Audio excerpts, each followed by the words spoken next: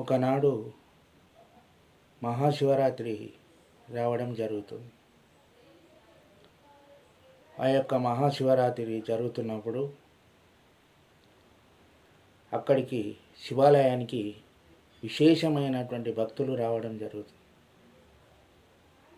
భక్తులందరూ కూడా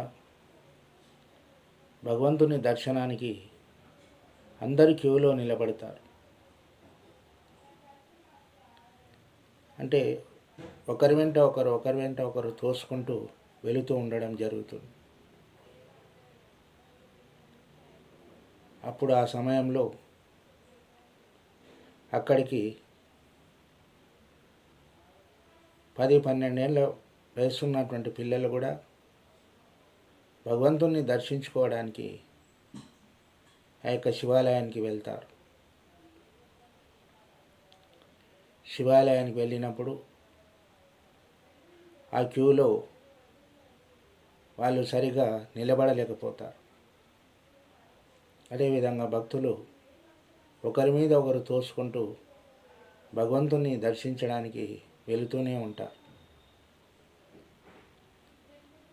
అంటే అక్కడికి ఒక ముసలమ్మ కూడా రావడం జరుగుతుంది. దాదాపుగా ఆమెకు 70 ఏళ్ళ వయసున్నటువంటి వృద్ధురాలు. అదేవిధంగా ఆమె కూడా అక్కడికి వెళ్ళడం, అక్కడికి వెళ్ళిన తర్వాత ఈ యొక్క భక్తులు ఆమెను తోయడం జరుగుతుంది.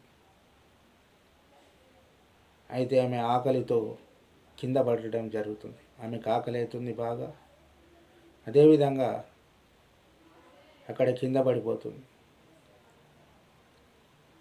అంటే ఆ తోపులాటలు అక్కడ ఉండేటటువంటి భక్తులు కూడా ఆమెను ఎవరు పట్టించుకోకుండా దేవుణ్ణి దర్శించాలనేటటువంటి అభిప్రాయంతో కొంతమంది ఆమెను తొక్కుకుంటూ వెళ్ళడం కూడా జరుగుతుంది. మరి అక్కడ ఉండేటటువంటి ఆ యొక్క 2 పిల్లలు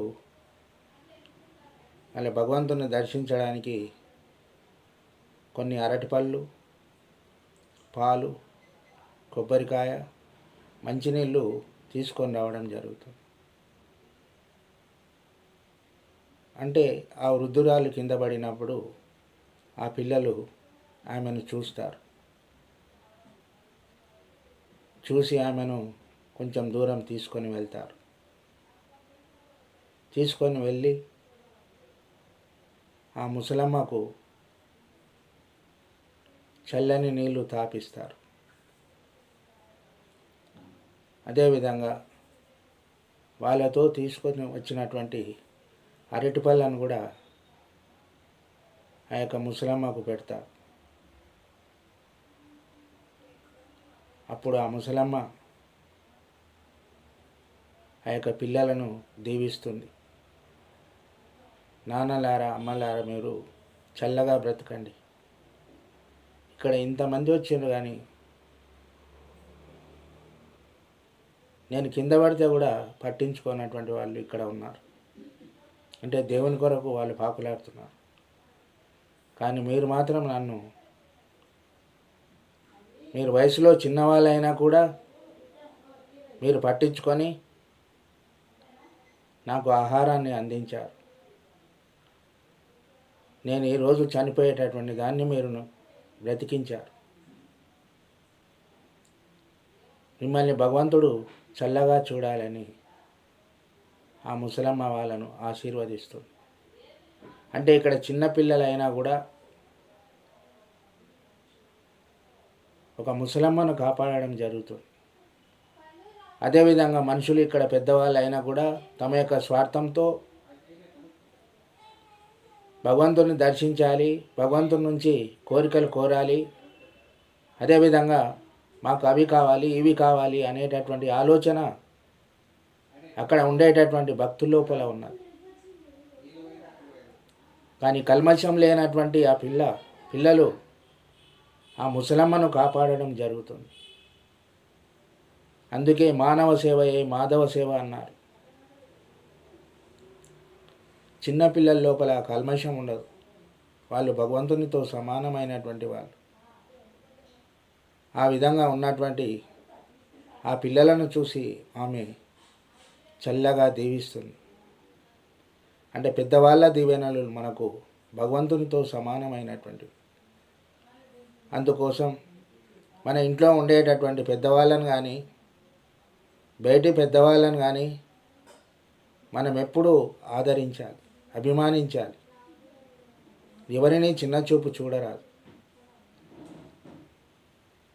మరి భగవంతుడు అనేటటువంటి వాడు ఎవరైతే కల్మషం లేకుండా ఉంటారో, ఎవరేమైతే స్వచ్ఛమైనటువంటి ప్రేమతో ఉంటారో, ఎవరైతే మనుషులను అభిమానిస్తారో, ప్రేమిస్తారో వాళ్ళ లోపలనే భగవంతుడు ఉంటాడు. అంతే తప్ప స్వార్థం ఉన్నటువంటి మనుషుల లోపల, కోరికలతో బందీలైనటువంటి మనుషుల లోపల భగవంతుడు ఎప్పటికీ ఉండడు. ఇది నిజం. అదేవిధంగా భగవంతుడు చిన్న పిల్లల లోపల ఉంటాడని అంటాం. అందుకోసం చిన్న పిల్లల లోపల ఎలాంటి స్వార్థం అనేటటువంటిది ఉండదు. అందుకోసమే ఆ యొక్క ముసలమ్మను కాపాడగలిగారు. పెద్దవాళ్ళు ఏం చేస్తారంటే ఒక్క కొబ్బరికాయ కొట్టి భగవంతుణ్ణి కోట్ల రూపాయల విలువ ఉండేటటువంటి కోరికలను కోరుతారు. కానీ పిల్లల లోపల ఆ విధమైనటువంటి భావనలు ఉండవు. ప్రేమ ఆప్యాయతలే ఉంటాయి. మరి అటువంటి ముసలమ్మను కాపాడినటువంటి ఆ పిల్లలకు ఆ అమ్మ యొక్క ఆశీర్వాదాలు కలిగినాయి. అంటే భగవంతుడు కూడా ఒకటే చెప్తాడు, మానవ సేవయే మాధవ సేవ. అంటే నీతో ఉన్నటువంటి మనుషులకు నీవు సేవ చేయి, నీతో ఉండేటటువంటి మనుషుల యొక్క కష్టాలను ఆదుకో. అలాంటప్పుడే నాకు సేవ చేసినట్టు అవుతుంది. అంతే తప్ప నా దగ్గరకు వచ్చి ఎన్నో కోరికలు కోరుతా అంటే అవి వ్యర్థం. ఎక్కడ చూసినా మనుషులపైన స్వచ్ఛమైనటువంటి ప్రేమ కలిగి ఉండాలంటాడు భగవంతుడు. నువ్వు కాశీకి పోయినా,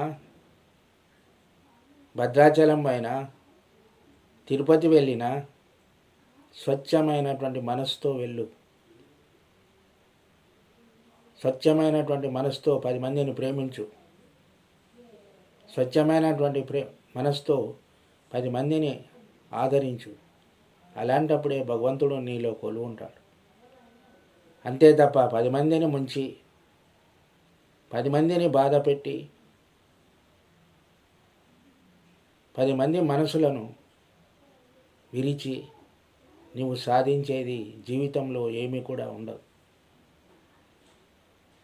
10 మందితో ఎప్పుడైతే ప్రేమగా ఉంటావో, 10 మందితో ఎప్పుడైతే అభిమానింపబడతావో అప్పుడే భగవంతుడు నీ లోపల ఉంటాడని ఆ భగవంతుడే మనకు చెప్పడం జరుగుతుంది. అందుకోసం పిల్లల లోపల స్వచ్ఛమైనటువంటి ప్రేమ కనిపించింది ఇక్కడ. ఆ వృద్ధురాల్ని ఎవరు పట్టించుకోకున్నా పిల్లలు తమ స్వచ్ఛమైనటువంటి మనసుతో, తమ స్వచ్ఛమైనటువంటి ప్రేమతో ఆ ముసలమ్మను కాపాడి వాళ్ళు తెచ్చుకున్నటువంటి ఆహారాన్ని అందించడం జరిగింది. ఓం నమః శివాయ. శివాయ నమః.